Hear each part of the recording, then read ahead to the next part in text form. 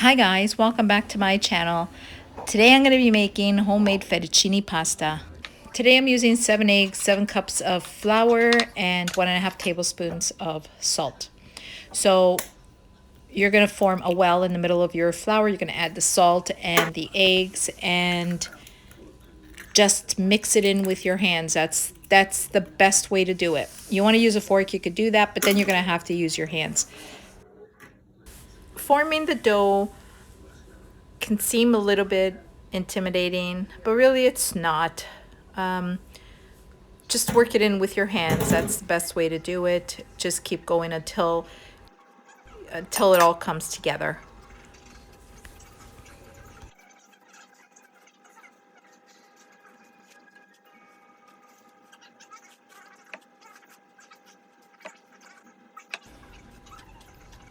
So if you find that there's some dry flour on the board, just add a little bit of water, just a little bit of water at a time, like maybe a tablespoon or 2 tablespoons at a time, and just mix it all in.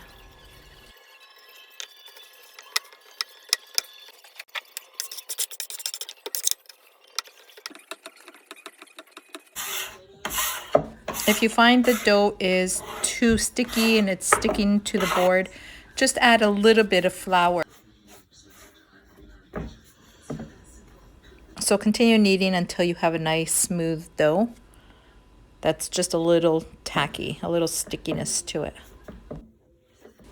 So now you're going to let the dough rest for about half an hour. You could put some plastic over it or a bowl, but you need to cover it because you don't want the dough to dry out. So now that the dough has rested, just divide it in half.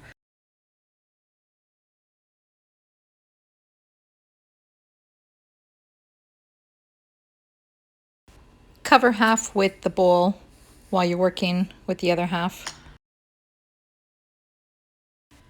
Now before I actually cut this into fettuccine, I'm going to run this through the roller a couple of times until I have the thickness and the smoothness that I'm looking for.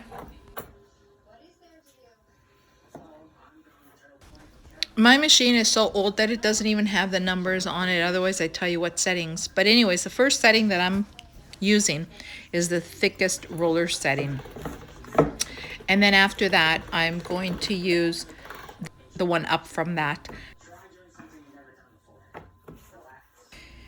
As you're rolling the dough, just make sure that the top and bottom is floured, just to avoid any stickiness or sticking to the other dough or sticking to your board.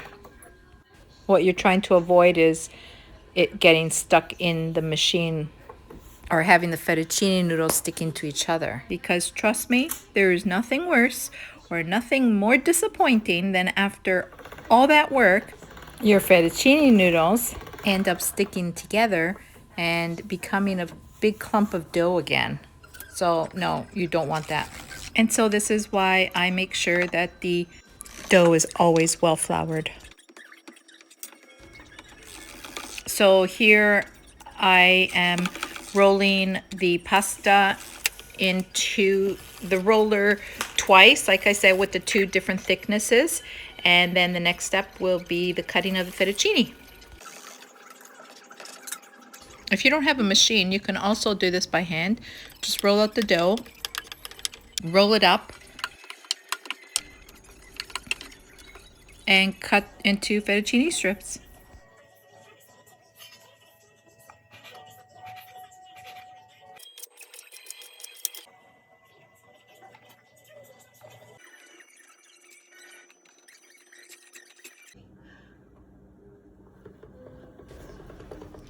So now, after all that rolling, it's time to cut the fettuccine. With this pasta dough, you could make spaghetti, you could make lasagna noodles, you could make linguine, or you could make ravioli.